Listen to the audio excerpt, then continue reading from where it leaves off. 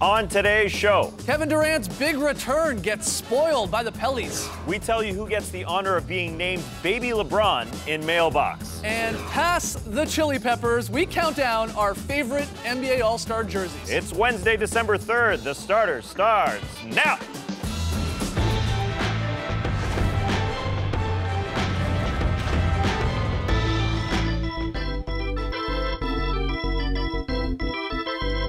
Good evening, Sweet World, and welcome to the starters. Whether you're joining us live online, listening to the podcast, or catching us on NBA TV, we're very, very happy to have you. I'm Jay Skeets, and alongside me, as always, Tass Mellis. It's the best day of the month. To my right, the starters blog editor, Trey Kirby. Hey-o! Hey-o! And finally, it's the Aussie. It's Lee Ellis. Lele. Now we've got a special guest here to help us with our first Pick'em payoff of the year. Sir Foster in the house. Yes. You may know him. Yeah. Killing it down at Phillips Arena during Hawks games. Arguably the best music in the NBA. Nah, no argument. The best music in the NBA. That's right. Now, if we could go silent for 1 second, Sir Foster, you're feeling it already. Yeah. Let's go silent for 1 second so we can lay down the ground rules for this. Skeets, every time you say anything, Sir Foster is going to kick it. He's going to play whatever he wants, hopefully to throw you off, heckle you. We'll see what happens. Okay. Hopefully you go quiet. Hopefully you stumble on your words. I mean, whatever happens. Yeah, two thoughts with this Pick'em payoff here. First thought, there is a bit of a loophole here. I could just sit here and say absolutely nothing. That's not you. But, yeah, that's not me. You've done a show way too long with me. I can't keep my mouth shut, so well played on that task. Second thought, as I speed up here. I have no idea why. Why am I rushing? Second thought. I know it's supposed to undermine me. Look at that. I know it's supposed to, get me off my game. But what if it just makes everything I say sound awesome? Very inspirational. Sounds awesome. Sounds awesome. So, I mean, it could go both ways. Can't We're lose. excited. We can't lose. We can't lose. Excited that Sir Foster is here. Let's get to the NBA action, though. We got a whole lot to talk about. I'm talking right now, Sir Foster. Come on, Yeah, man. I know what's you're going tired on? already. So much happening in the association last night. Kobe Bryant turned into a point guard. We had 2 game winners. Steph Curry with the shot boy. And I forgot Robin about basketball Lopez, already. I'm just vibing. And Robin Lopez. And Derek Fisher couldn't raise his arms up high enough to call a timeout. But all eyes were on Kevin Durant in his season debut in New Orleans. It came in a loss, guys, but 27 points on 9 of 18 shooting. He looked pretty good in the 30 minutes. Did he not? What do you think? For 27 points, 30 minutes, ho-hum. He just looked natural, did he not? I mean, we'll get to the mistakes in a second because, hey, he wasn't in basketball rhythm. There is no substitution for playing in games. We all know that, and that was apparent yesterday. But at the same time, you don't lose the basketball skills. You don't lose the scoring ability. That was nice to see. Yeah, and definitely the thing that came back first for him, you can tell, is the scoring, because he didn't really do much else outside of rebounding, defending, assisting, but he's obviously going to be able to score because that's what he does. It was good to find out that a 15-year-old boy, this is going to be a lot more difficult than I thought. It was good to find out that a 15-year-old boy didn't steal his basketball skills like in Thunderstruck. I don't know if anyone actually watched that movie, but he did look pretty good. He looked pretty solid. And just to add in the idea and the sort of the question of whether or not he came back early, I mean, no one knows that outside of a handful of people inside the Thunder organization, and we probably won't know that for a while. Nobody knows that, and I think we can stop talking about that, and I think he shut people up with that performance. Well, he did, yeah, but these things take time to get back into the rhythm because Scott Brooks hasn't had this sort of skill level at his disposal this season, so a lot of other guys have to adjust their roles now for what they're doing. Minutes have to change, ball handling not skills, but ball handling has to change. Sure. And that's the good problem that Scott Brooks faces at the moment. And I think you're going to see why it's going to be hard to play 70% basketball, because you can't just pick up right where you started, because you got 2 new starters for the Thunder, 2 new superstars you have to incorporate. There's a lot of different changes, and then nobody in the Western Conference is a pushover outside of probably the Lakers, and even they killed the Eastern Conference. Well, they're going to get a win on Friday when they play the Sixers. Guarantee that. So another warm-up game. But where he was lacking for sure, and this is strictly just basketball play, is the turnovers. Yeah. And I mean, that was pretty clear. He just didn't have basketball rhythm out there, just losing it. The great Snap once said, rhythm is a dancer, and the ball was dancing away from him every single time. It just looked like when he got into traffic, I mean, he just dribbles off Ryan Anderson's footage. He just didn't have it in that regard. And that makes sense to me because for 6 weeks, he's got the cast on. He's still getting up shots. Yeah. He can still sit there, stand there, get the shots up. It's the moving around with the ball skills, and it's just going to take a little bit while. What about Russell Westbrook? That was You're sort not of skipping a beat. that was sort of the little surprising one to me. There's music always playing in my head. This is not really a punishment. This Basketball is is fun. music, isn't it? That's right. But Westbrook was a bit of the surprising one. This is only his second game back, but he was sloppy. 6 of 20 from the floor. He got blocked 6 times in this game, and credit to the Pellies for that. You know, Anthony Davis had a lot of those, but the 7 turnovers, that's what's clear. And also playing with Kevin Durant again. Just a lot of that. You could see he was just a little bit hesitant. It was rust Westbrook yesterday. He just didn't look like himself. Yeah, sometimes that happens. That's a second game back when you actually worsen your first game back because you're so excited to get back. Not usually, but often you can be better than you are in the second game. Does that happen in your professional career? It's actually more. It's more in golf that happens. Tash, your first game back, you usually have a really good one. Second Or one's darts. a bad one. Darts as well. All the real sports. Yeah, you're absolutely right. Lawn darts and all that. What do you think, though, about the impact this is going to have on sort of the role players moving forward? They do have to win a lot of basketball games to get in the playoffs, but this, in theory, could help them down the line. I definitely think so. I mean, the young guys, role players, gained confidence despite their 3-13 record, or 5-13 record, I should say. These guys, you know, sort of like Patty Mills and Corey Joseph replacing Tony Parker with the championship Spurs last year, Splitter going in when Duncan was out. I think these guys go back to their roles and they perform very well. You know, you've got Reggie Jackson, a potential 6th man, capable shooters beside him, and Jeremy Lamb and Anthony Morrow. They were great last night, 40 points on 60% shooting. It was the defense that was a problem. Now you look at this team as a whole and you realize, all right, those 3 guys off the bench, you've got your bigs and Nick Collison and Kendrick Perkins, that they can do their thing. I mean, they're now 12 deep, like a real basketball team. Yeah, Scott Brooks played almost all 12 of those guys, 11 guys in the first 13 minutes. He has too many players now. He doesn't know what to do. Yeah, the strange part is, defensively, that was sort of their backbone while their superstars were out. I mean, that was sort of keeping them in games and trying to win eventual games. Last night, they got up 69 first-half points. Yeah. You know, so, I mean, I know Scott Brooks was very upset about that. We still have to be a defensive team. Here. Well, that's like Durant said. I mean, they can score against anybody. That's no problem. But if you can't stop a team, especially a team like the New Orleans Pelicans, who they should be able to beat comfortably. Well, I mean, they're going into New Orleans Pelicans, a team that's likely to be fighting for a playoff spot. So far, yeah, and who's been playing. I mean, it's a good offensive team.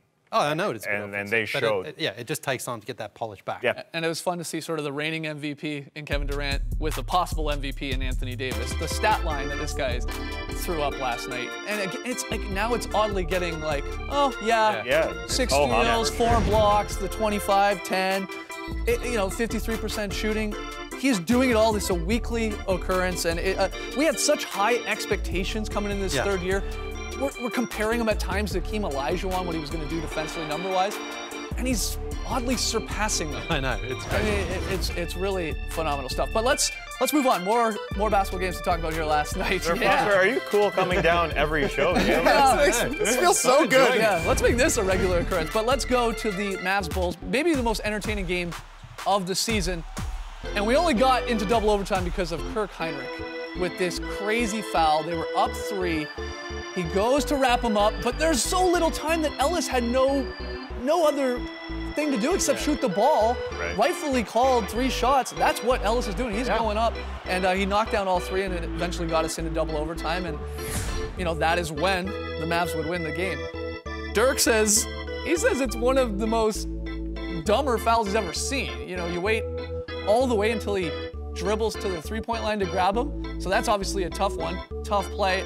I say Coach Thibodeau I saw Coach Thibodeau just shaking his head. I see what you did there, Sir Foster. A little German waltz. Very, very nice. Yeah, hard to disagree with Dirk, though. That was a pretty boneheaded foul, especially coming from a coach's kid in Kirk Hinrich. He must be kicking himself. Yeah, this is what's interesting. We talk about this on the show every season. A couple times it comes up. You're up 3.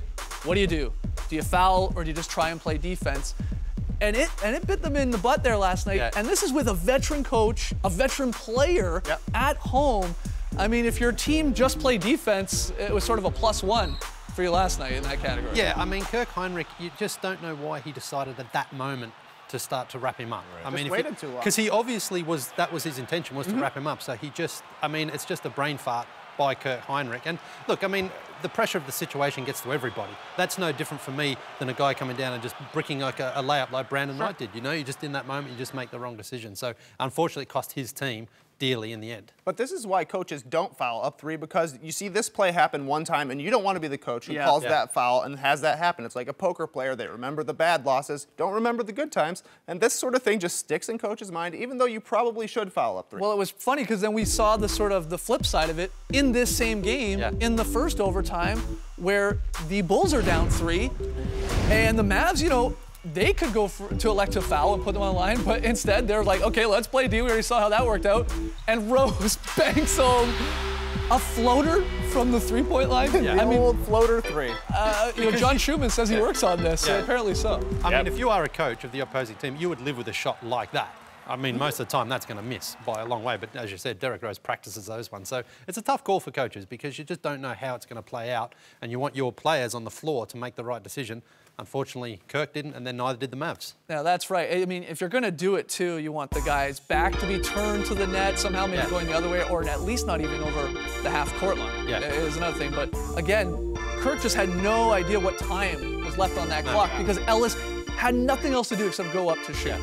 Sir Foster's feeling your basketball. Oh, good. So am I. Man, that's my best show yet. Yeah, it is. All right, man. We got to take a break.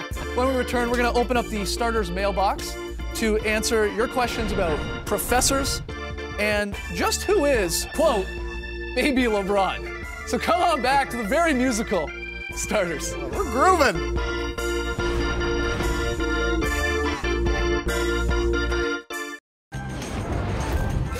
Oh, look, there's mail. We got mail. Woohoo! Welcome back to the starters, where we have Atlanta Hawks organist Sir Foster helping us out. I'm done talking because I want to hear more of Sir Foster. Skeets, take it away, please. Yeah, let's get to our first question. All right, question number 1. I stole this idea from Zach Lowe, writes Chris, who calls Andre Miller Professor Miller. But if you had to take a basketball class and could choose any player in the league to be your professor, what player would you choose? Thanks for that question, Chris. I'm going with Eric Bledsoe, and he's going to teach some little man rebounding. This guy at 6'1", if he is 6'1", no way, comes up with some huge, huge rebounds. He gets 5 per, which is more than Nene, Tony Allen, Thaddeus Young, monsters like that, guys who are 5 to 10 inches taller than him. And it feels like he just comes up with key rebounds, clutch rebounds. Yeah. And what does he have that other little guys don't? It's all heart, man. It is all heart. And that's what it feels like. Well, crazy long arms, too. He definitely has extremely long arms. But he just sort of has a penchant to go after the big rebounds in key situations. I love watching him rebound. What about you, Lee? I'm going with Kyle Korver. I'm having an advanced shooting gallery.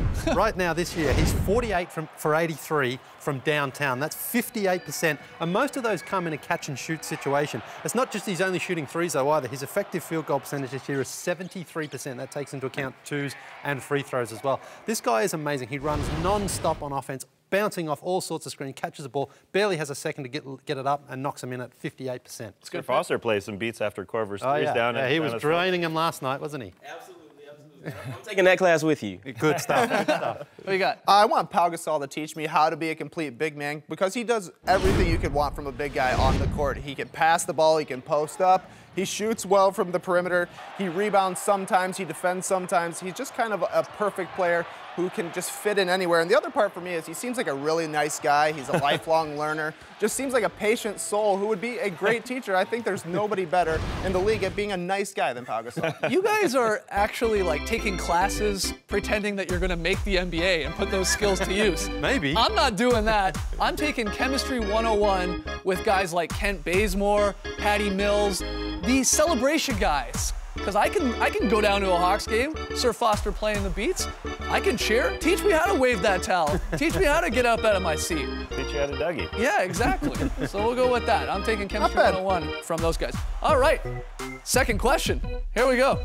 George Raveling, Harold Miners, head coach at USC. Ah, yeah, now we're finding the beat. Once said that one of the worst things to happen to Harold was getting the Baby Jordan tag. Remember that? Yeah. Guys, tag a current player that's a baby version of a great. For example, Giannis Antetokounmpo. Giannis Antetokounmpo. Yeah, it's tough with the beat. It's really tough with the beat. He compares the Greek Freak to Baby Durant, and that is coming in from Sam Ferguson. Can we address that first? You know, No, I don't buy this at all. No. Why? Because he's long and thin? This is more a physical comparison. More? I would say 100% a That's all physical it is. comparison. Yeah, unfortunately, a guy coming into the league always gets compared to someone great. I think a more apt comparison would be Tayshaun Prince in this scenario, and he's too good for Giannis Antetokounmpo when coming into the league because he had way more skills. So that never makes sense. Guys always get compared to the best on earth, like the Turkish Jordan Hito Turgulu. Anyway, I want to compare Eric Bledsoe to baby LeBron James. Is Eric Bledsoe your answer to everything? Is this the Eric Bledsoe? It is the Eric Bledsoe, very nicely. These guys work out together. I imagine their body composition, although Eric Bledsoe is 7 to 8 inches shorter, is probably the same. He's even wearing LeBron's shoes. They have the same agent. I'm just converting the name of mini LeBron to baby LeBron because Eric Bledsoe has been labeled with that tag. But I love how reckless he is. I mean, controlled recklessness on the defensive end, going after blocks, in steals, and then converting it into layups at the other end. That's Eric Bledsoe. That is LeBron James, just causing havoc on the defensive end and then converting it at the other end. I like that pick. I like that pick. It is out there. It is and unfortunately, it's being compared to the best, just like a baby Jordan. Sure. But hey, he's doing all right. Deal with it. Lee? I'm going with Kyrie Irving. He's a baby KJ, Kevin Johnson. One thing I really like about Kyrie Irving is his ability to go inside and finish the layups with either hand. It reminds me so much of young Kevin Johnson because that's what he used to do in his day. Go inside, could finish either hand, really contort his body around too to get up there and finish the layup. And Kyrie, we know, is a big fourth quarter player. He hasn't been to the playoffs yet. Kevin Johnson, apart from game 1 and 2 of the '93 finals, was an awesome player in the playoffs. So I think Kyrie's got a lot of his future ahead of him. I think he's going to be very similar. It's a good one. It's a good one, Lee. What do you got, Trey? Well, from one big baby Davis, a Celtic, I like Jared Sullinger as baby, big baby. Obviously, they are both girthy power forwards, but they both like to shoot jumpers. They're both a little more well-served on the perimeter because they don't have a ton of lift inside. The crazy thing, they have the exact same career field goal percentage right now, 44.7, making this a perfect comparison. But I think they're just both similar sort of guys. They both look great in green. And if there's anybody who could reenact this famous photo from after the Celtics won the title, it's Jared Sullinger. Yeah. He's got the smiley face for it. That's the George Costanza pose there. Yeah, it's a beauty. All right, I'm going to go with Jabari Parker, and I'm going to compare him. You could go two ways here. You could go Melo, but I'm going to go with Paul Pierce. All right? I'm going Paul Pierce with Jabari because you've got one of the best shot creators of his generation in Paul Pierce, and he relies on his skill and his footwork more than his sheer athleticism. He's got the step back. It screams Paul Pierce. This is what Jabari Parker is going to be. Baby Truth. Not like Baby Ruth, but Baby Truth. So there you go. Two great questions, guys. Keep sending them in. The starters at NBA.com. We got to take a break. Lots more still to come. We're going to have some fun counting down or counting through some of our favorite NBA All-Star Game jerseys of all time. Snap.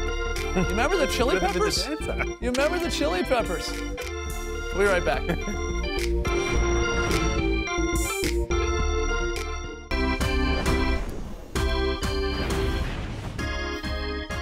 Welcome back to the starters. Sir Foster still on the keys, tickling Lee Ivory. Here we go. Yesterday, guys, we showed you the new jerseys for the All-Star Game 2015 in New York. Nice, a clean, simple look. All of us thumbs up on the. So many thumbs up. Here on the. How can you be upset with them? You can't. But it also says West and East on the shorts for everybody who's worried about whether or not it said West or East. Don't worry about right, it. don't worry about it. But it got us thinking in the office. Our favorite All-Star Game jerseys of all time. So let's do a little countdown here. Let's run through some of our favorites. Agree or disagree on Twitter, hashtag the starters. At number 10, we're going to take you through these. We're going to go with the 2007 threads they wore in Las Vegas.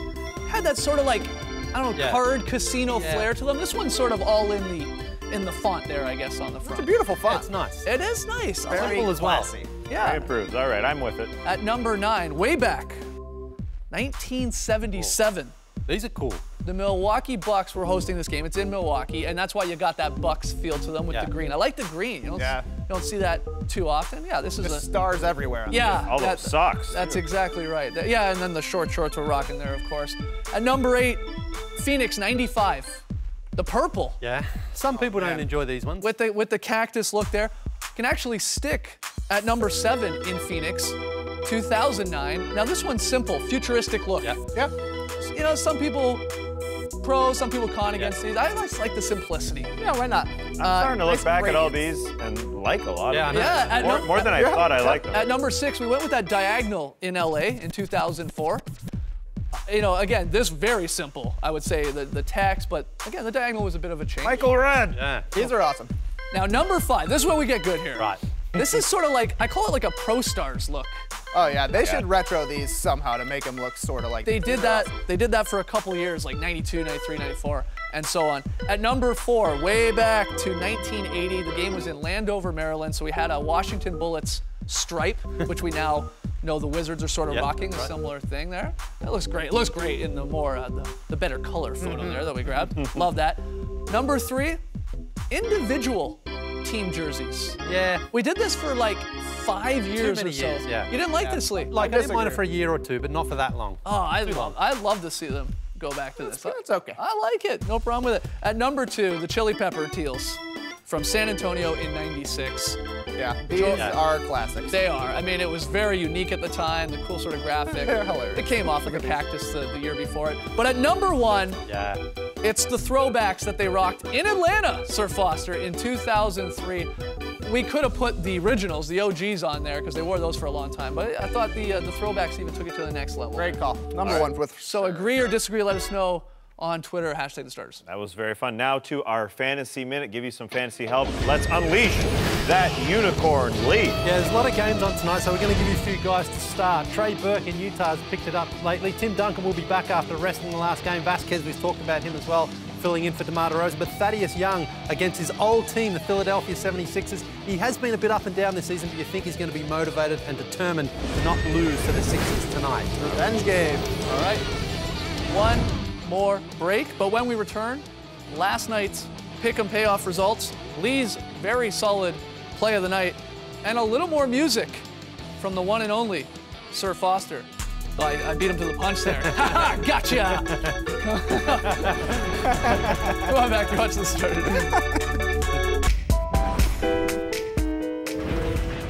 Back with the starters. Horrible night for Tass and I. Look at this. I went 1-4. Tass went 2-3. We're all tied up at 5-4. Tonight's picks, we agree on a lot. We like the Hornets, the Spurs, the Heat, and the Grizzlies. Tass is crazy. He's taking the Sixers. They're doing it. I'll stick with the Wolves. Thanks so much to Hawks organist Sir Foster for joining us today. Album dropping in late January. It's called Future World Record Holder. There's some sax on it. Obviously, the keys on it. Can you tell us anything more about it, Sir Foster? It's gonna be fun. It's gonna be fun. Thank y'all for having me. Look forward to the album, like I said, January 2015, and it's gonna be great. All right. Great. Again, Appreciate it. thank you so much. Thanks for joining us, guys. We'll be back tomorrow. We may have to ask him to come back because it's been too much fun. But we'll be back tomorrow night. All right, thanks for joining us, folks. And remember, musically, it's a woodwinds world, and all the other instruments are just living in it. Oh, hey now. Race the night, people.